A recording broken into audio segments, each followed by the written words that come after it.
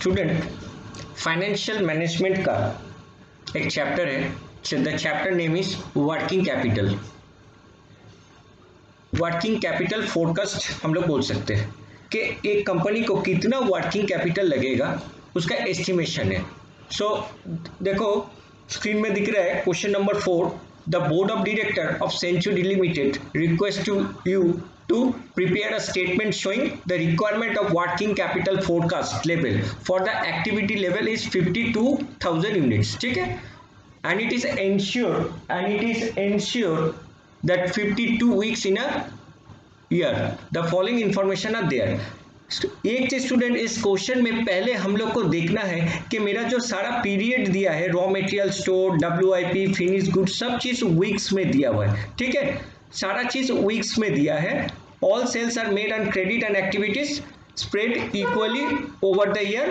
Debtors are valued at sales. Debtors को sales में value ये होना भी चाहिए। पहले देखो ये सारा जो पीरियड है ये मेरा वीक्स में दिया हुआ है, तो मेरा जो ये 52,000 यूनिट इन अ ईयर है तो इसको भी हमको वीक्स में करना है। तो इसके लिए एक फॉर्मेट हम ऑलरेडी बना चुके हैं। देखो ये फॉर्मेट हम लोग ऑलरेडी बना चुके हैं। तो पहले हम लोग को वर्किंग पार्ट में जाना है। पहले ये पोर्शन को हमको पहले करना है कि वर्किंग्स में क्या होगा ना। वर्किंग्स में पहले हम लोग को निकालना पड़ेगा एवरेज वीकली प्रोडक्शन। तो एवरेज वीकली प्रोडक्शन और मंथली देखो दोनों ही दिया है, लेकिन इस पर्टिकुलर सम में हम लोग को क्या करना पड़ेगा, वीकली प्रोडक्शन करना पड़ेगा, क्योंकि ये सारा चीज मेरा वीक में दिया हुआ है। तो वीक में मेरा कितना प्रोडक्शन हो रहा है, तो देखो 52,000 हो रहा है और एक ईयर में मेरा 52 वीक्स होता है। यहाँ पर तो क्वेश्चंस में गिवन था कि 52 वीक्स इन अ ईयर, तो नॉर्मली अगर नहीं भी बताया तो हम लोग को ये करना पड़ेगा कि एक साल में 52 हफ्ता होता है। तो हर हफ्ता में मेरा कितना यूनिट होता है, तो 52,000 को 52 से डिवाइड करने से 1000 यूनिट। ठीक है, तो ये वर्किंग्स पहले करना है कि एवरेज वीकली प्रोडक्शन। तो एवरेज वीकली प्रोडक्शन मेरा है 1000, तो हर चीज में मेरा 1000 ही होगा। तो इसमें जो है सब मेरा 1000 ही रहेगा। तो रेट क्या है, तो देखो यहां पर मटेरियल दिया है, raw material is 400 per unit, तो यहां डाल देते हैं 400। डायरेक्ट वेजेस है 150, ओवरहेड है 300, तो ये मेरा टोटल कॉस्ट हो गया 850।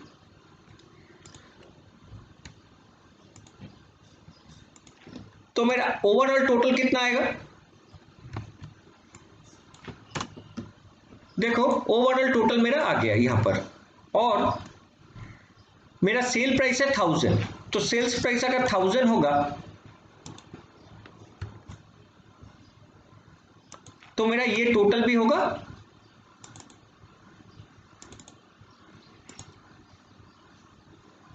1000 इंटू 1000,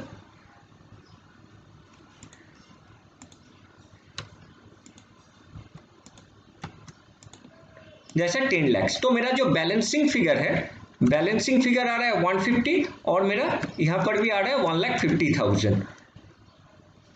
तो स्टूडेंट ये समझ में आया, ये 1000 करके है पर यूनिट, इसको हमने क्या किया, मल्टीप्लाई कर दिया, तो टोटल रुपीज में मेरा आ गया। तो टोटल 10 लाख है, मेरा टोटल कॉस्ट है 8,50,000 और मेरा प्रॉफिट है 1,50,000। तो ये वर्किंग्स हम लोग को पहले कर लेना चाहिए। ठीक है, कि मेरा रॉ मटेरियल डायरेक्ट वेजेस पर हफ्ता मेरा ये सारा खर्चा है। अब पर वीक क्यों होगा, बार बार हम बता रहे हैं कि यहाँ पर देखो सारा चीज मेरा वीक्स में दिया हुआ है, तो हमको वर्किंग कैपिटल निकालने के लिए हम लोग को सारा चीज वीक्स में करना है। तो ये जो टोटल कॉस्ट जो भी आया ये सारा चीज के पर वीक में ही है, पर वीक।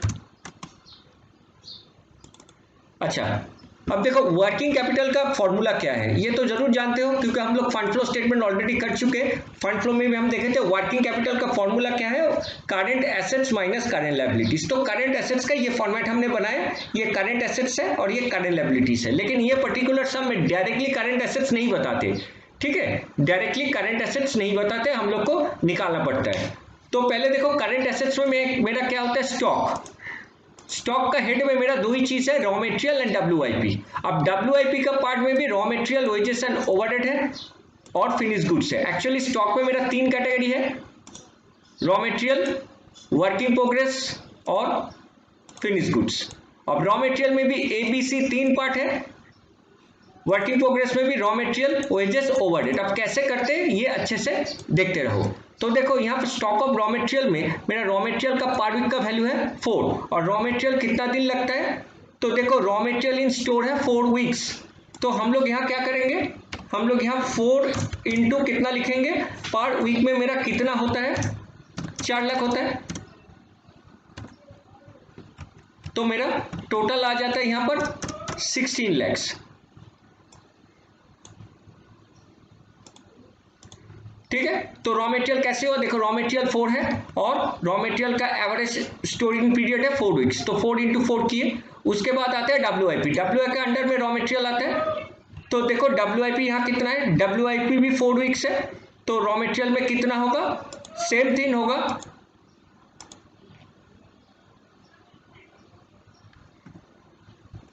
रॉ मटेरियल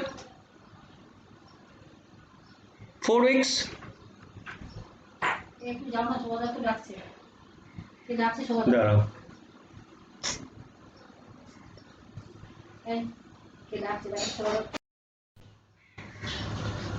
तो स्टूडेंट फिर से देखो, तो रॉ मटेरियल मेरा 4 हफ्ता था, 4 into 4 lakhs 16 lakhs. Working progress, raw material, wages and overhead. तो देखो मेरा WIP क्या था ना, WIP 4 वीक्स था, तो यहाँ पर होगा, सो यहाँ पर होगा 4 इंटू 4 लैक्स, तो यहाँ पर भी 16 लैक्स ही होगा।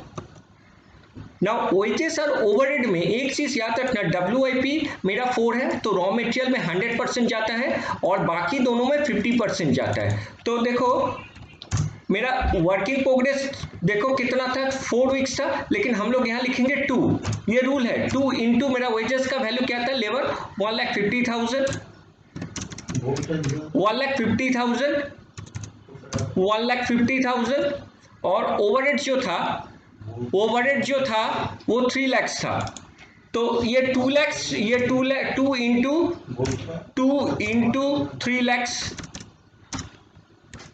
तो 2 इंटू 3 लैक्स होता है, यहां पर होगा 3 लैक्स, यहां पर होगा 6 लैक्स। क्लियर, तो ये सारा टोटल करके मेरा आएगा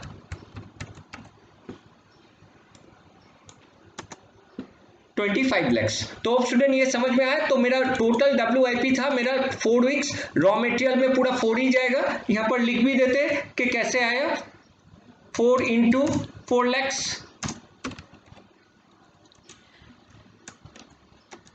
2 इंटू 1,50,000, क्योंकि देखो मेरा वेजेस 1,50,000 था और ओवरहेड था 3 लाख, तो 3 इंटू 2।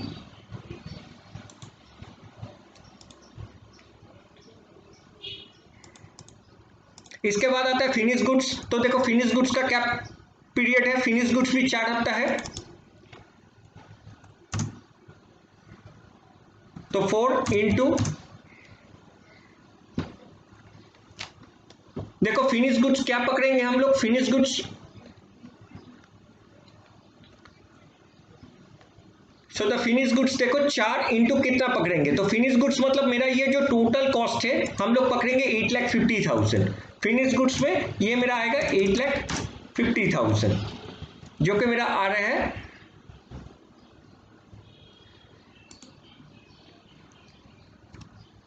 8,50,000 इंटू 4, 34 लैक्स। और बाकी रह गया सर डेटर्स। तो debtors, credit allowed to debtors कितना है, देखो क्रेडिट अलाउड टू डेटर्स है 4, तो यहां पर हम लोग क्या करेंगे, डेटर्स में कितना लिखेंगे, डेटर्स में भी 4 है, लेकिन 4 इंटू क्या करेंगे, 4 इंटू मेरा जो सेल्स वैल्यू है, देखो यहाँ क्वेश्चन में भी लिखा था debtors are valued at sales. Normally debtors cost में भी होता है, 8,50,000 से भी कर सकते हो, 10 लाख भी कर सकते हो, लेकिन हम लोग हमेशा डेटर्स सेल्स एट वैल्यूड करेंगे।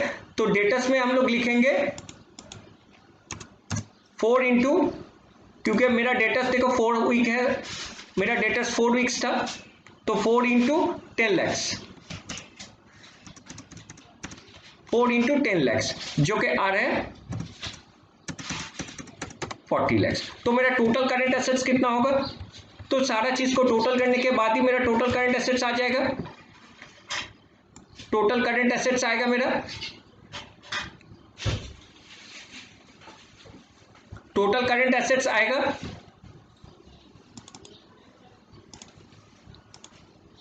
आ गया मेरा ये। अब बाकी रह गया सिर्फ करंट लायबिलिटीज। करंट लायबिलिटीज में देखो creditors for materials, creditors for materials क्या होगा, तो देखो क्रेडिट अलाउड टू क्रेडिटर्स कितना है, यहां पर भी सारा चीज में 4 है, तो यहां पर भी होगा 4 इंटू मेरा रॉ मटेरियल। क्रेडिट में क्या खरीदते हैं, मेरा रॉ मटेरियल ही खरीदते हैं, तो यहां पर है 4 लाख, सो 4 इंटू 4, तो मेरा क्रेडिटर्स आ गया यहां पर 16 लाख।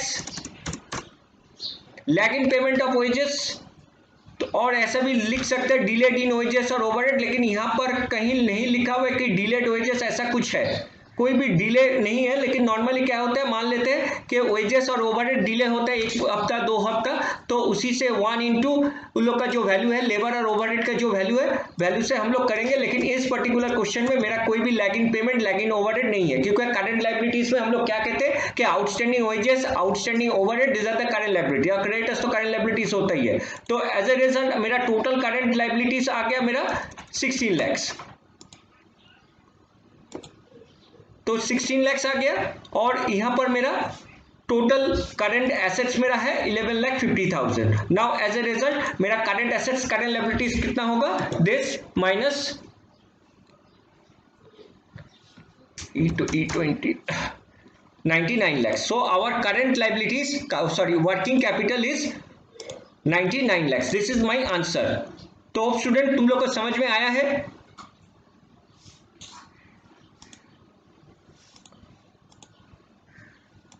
कि कैसे करंट लायबिलिटीज कैसे हम लोग इसको फॉर्मूला में हम लोग लगाना पड़ेगा।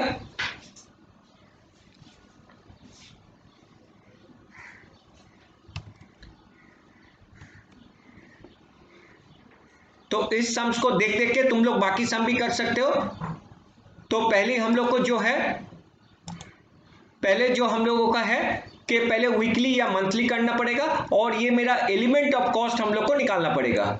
ठीक है, एलिमेंट ऑफ कॉस्ट निकालने के बाद ये फॉर्मेट, ये चार्ट एकदम प्रिपेयर करके रखना स्टूडेंट, ये चार्ट बन के रखना, जो आएगा आएगा, जिसमें जो नहीं आएगा वो जीरो। जैसे हमने ये लैग इन पेमेंट लैग इन ओवरहेड डाल दिए थे, लेकिन इसमें यहाँ पर नहीं आया तो कोई प्रॉब्लम नहीं है, लेकिन तुम लोग फॉर्मेट हमेशा इसी हिसाब से सजा के ही रखना। जब सम करोगे पहले से ये फॉर्मेट लगा के रहना, बाय डिफॉल्ट जो आएगा आएगा, जो नहीं आएगा उसको ब्लैंक रख के छोड़ देना है। तो करंट एसेट्स में नॉर्मली ये सारा एसेट्स में यही सब आता है और कुछ नहीं आता है।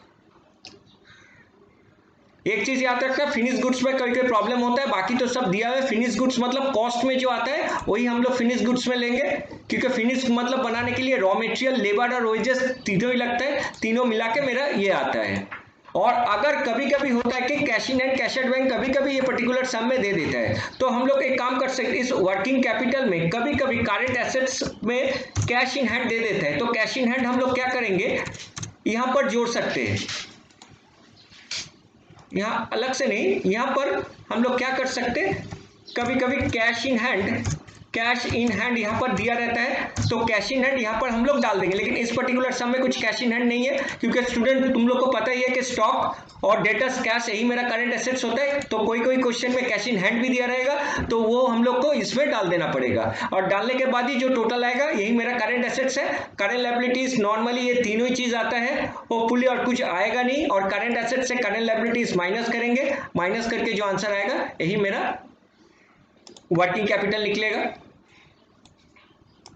तो स्टूडेंट इस वीडियो को अच्छे से देखते रहो, होपफुली तुम लोग को एकदम क्लियर हो गया है, और इसको देख देख के आगे जितना भी सम है तुम लोग आसानी से कर पाओगे। ठीक है, थैंक यू सो मच।